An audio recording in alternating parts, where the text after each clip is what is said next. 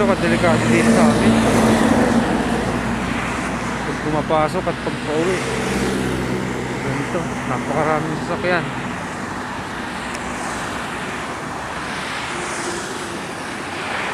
Kaya napakadelikado.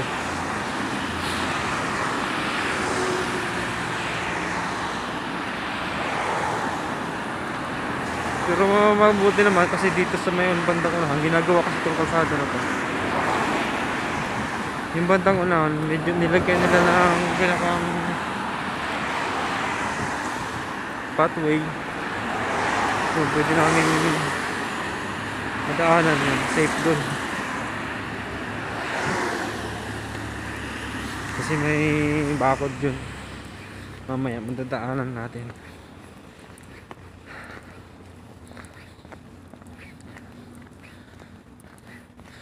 Dito medyo maluwag naman dito sa gilid. Pero syempre nakakatakot pa rin. Sanayan na lang din, sanay na rin. Lagpas na isang taon na ganito yung sitwasyon.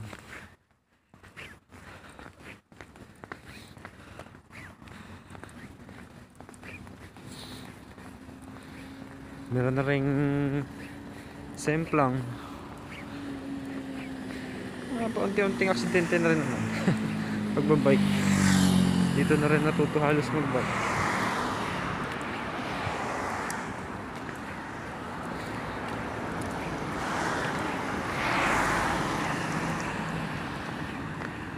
No choice eh. Hindi na mga guys sa atin na may tricycle.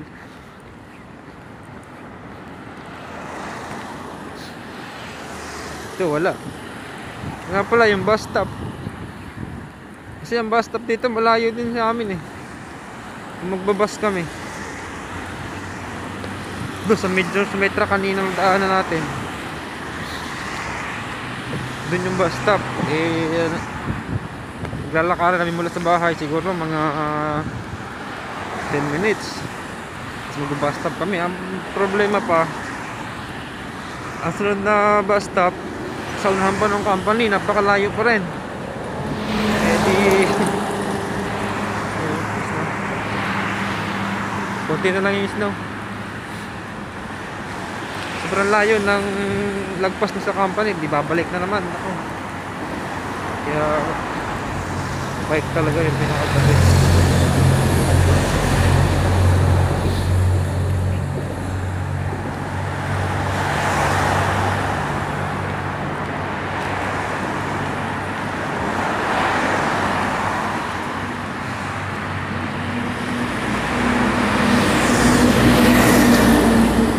Ayan, mga ganyan, no?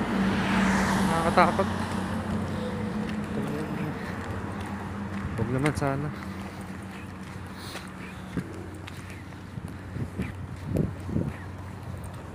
Pero maingat naman yung mga driver dito. Hindi naman kagaya sa atin sa Pilipinas.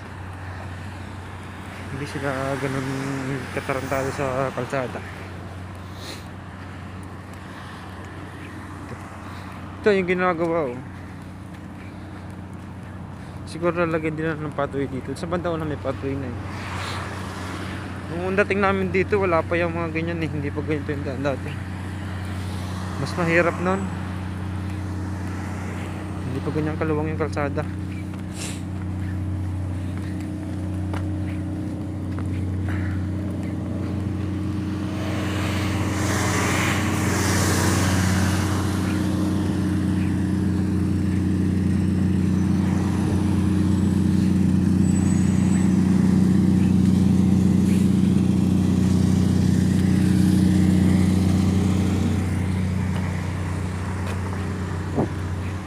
Ang ganda, oh.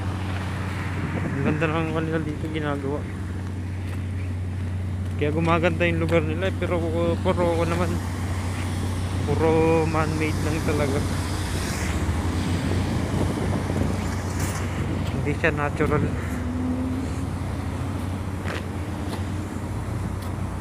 Ito mo, pati ilog eh.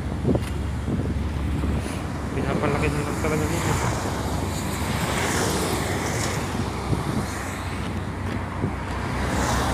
Saka yung mga puno.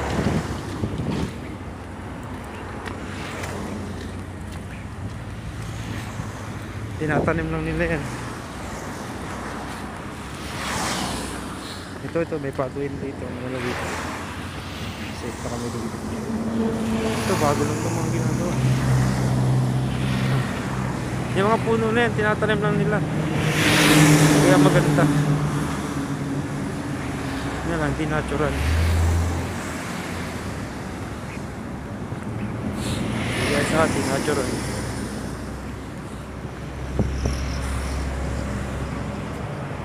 Medyo makapal pa yung snow dun. Kahapon, umaga, lakas ng snow.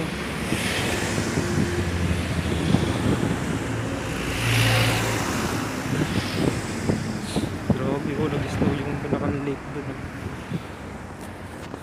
Yun na. Nag-yelo na talaga siya. Nag-stuck na eh.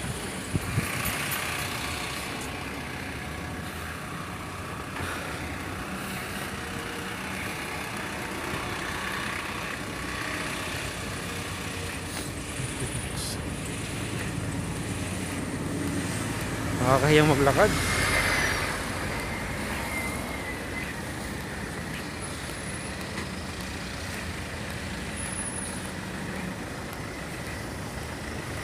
Sabihin lang eh.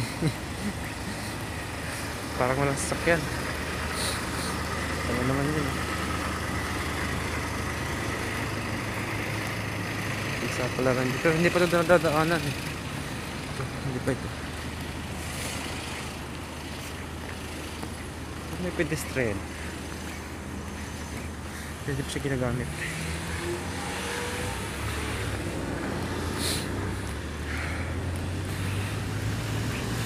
Pinabike namin to na mabilisan. Minsan 10 minutes. Pero lalakarin mga lagpas 30 ata.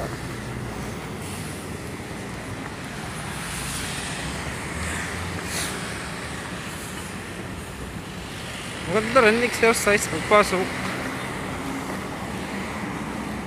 sa umaga at sa uwian. Kasi yung sakit ng binti mo pag tayo sa maghapon, naaalis sa pagbike eh. Kaya maganda rin yung nagbabike. Lawak ng pathway. Parang kalsada na talaga. Isang kalsada na eh. Pwede nang daan sa sasakyan eh. Kaya may bakod. Pathway lang yan.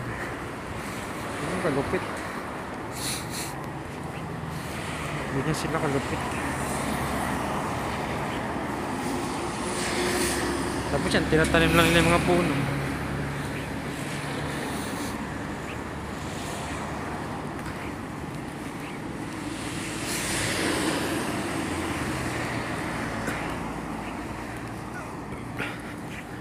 Dito mo mapapansin na walang corruption yung bansang ganito eh.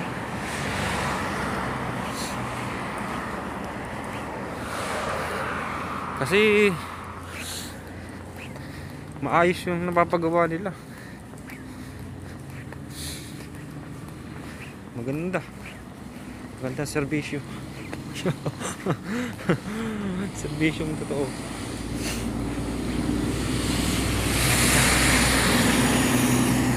Nasa paan na ng bundok na yan. Oh my god. Grabe.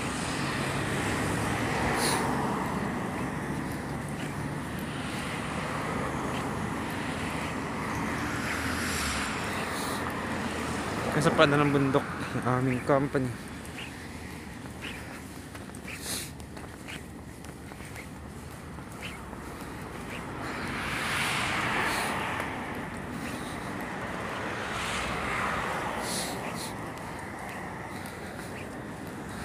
Kwan kasi kahapon, ang tawag doon. Wisik ako eh, wisik. Oh, wisik.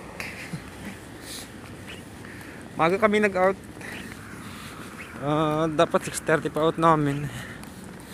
Pero 5 pinatigil na kami. Tapos yun, kainan. Inuman sila. Napainom din konti. Kaya naman sana magbike, kasi nga lang ayaw kami payagan na magbike. Delikado raw. Kaya ito ang dinanas. Lalakad. Grabe, lawak ng kalsada nila.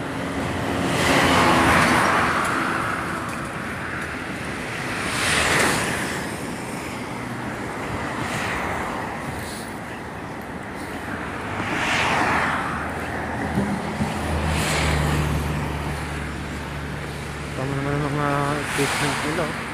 Sobrang dami talaga.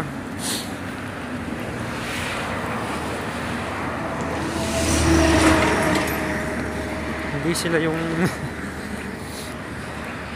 pawala-wala ng gamit sa mga ginagawa ng kalsada.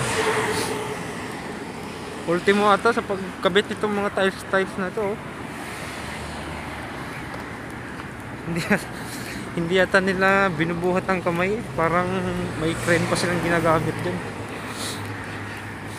Kaya mo yun.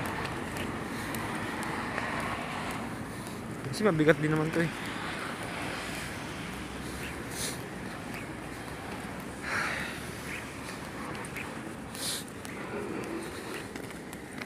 Kumbaga lahat ng pangangailangan nila parang meron.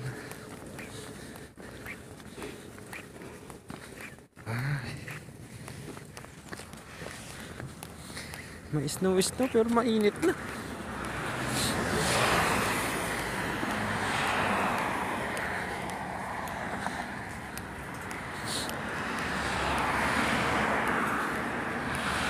Mainit lang yung jacket ko.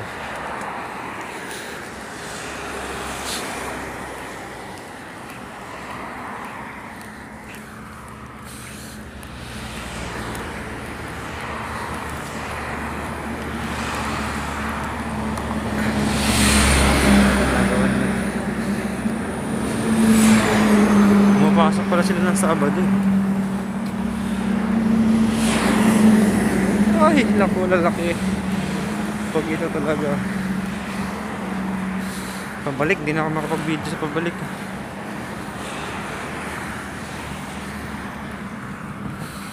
Okay, nilakad ko, lagpas na yung video natin ng 15 minutes. Bago ko nag-video, siguro naglakad na ako ng mga 10 minutes. Ito, ako dito sa company.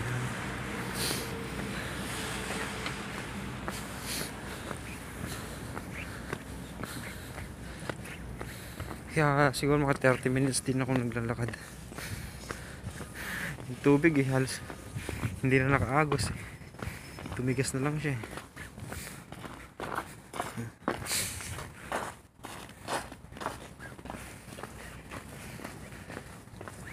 Manipis kasi, hindi man lang mapaglaruan yung snow.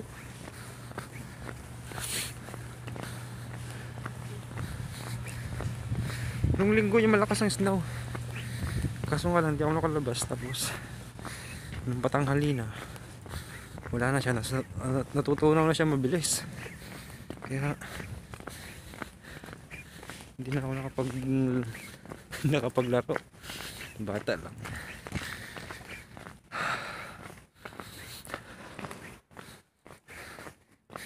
Init. Ito na, malapit na kami. Malapit na ako pala.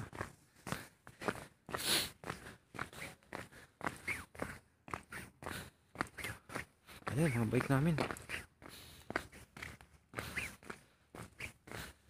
Nilabas lang namin sila kagabi. Okay.